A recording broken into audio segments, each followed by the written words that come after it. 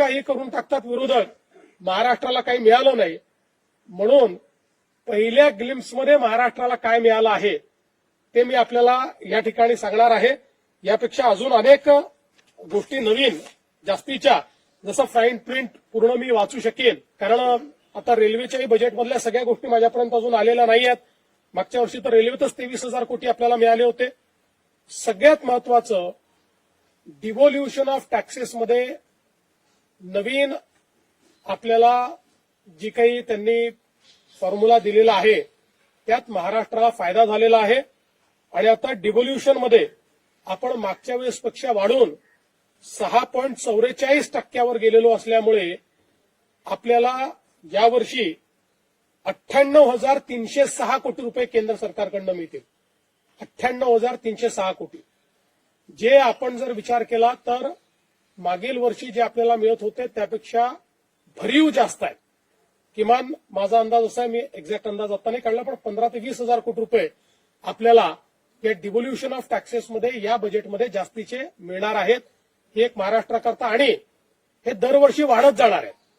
कारण आपलं पर्सेंटेज वाढल्यामुळे डिव्होल्युशनचा जो पूल आहे त्या पूलमध्ये दरवर्षी जी काही राईज होते ती राईज पर्सेंटेजनी आपल्याशी शेअर होणार असल्यामुळे आपला मूळ पर्सेंटेज वाढल्यामुळे दरवर्षी वाढीव पद्धतीनं आपल्याला हा निधी मिळणार आहे. यावर्षी 98,000 कोटी, 98,306 म्हणजे जवळपास 1,00,000 कोटी रुपये हे केंद्र सरकारकडून मिळणार आहे.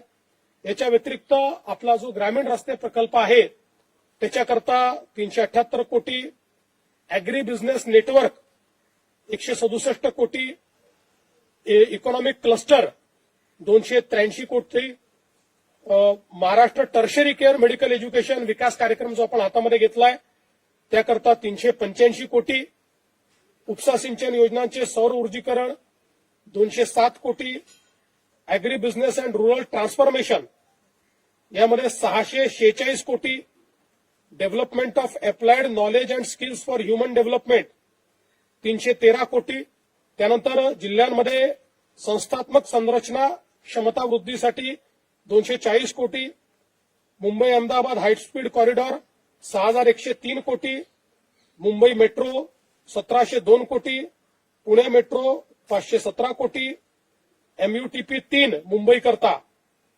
462 कोटी, एमएमआर रिजनमध्ये ग्रीन मोबिलिटी 155 कोटी, महामार्गावर आयटीएस 680 कोटी, असे वेगवेगळे हे प्रकल्प आहेत.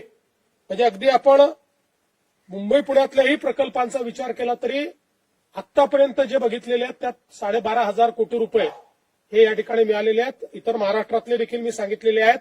आणि अजून बजेटची फाईन प्रिंट ही आपण त्या ठिकाणी बघतो.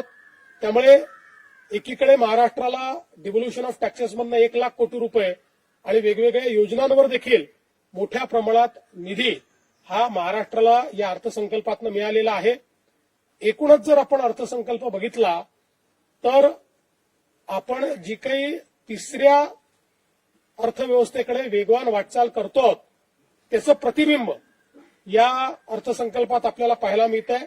7% ग्रोथ रेट, जगामध्ये सर्वाधिक वेगाने विकसित होणारी अर्थव्यवस्था पुन्हा एकदा भारत प्रस्थापित झालेला आहे 7% ग्रोथ रेटमुळे. आणि हे सगळं करत असताना वित्तीय तूट ही 4.5% आत आणण्यात पुन्हा एकदा अर्थमंत्र्यांना यश मिळालेलं आहे.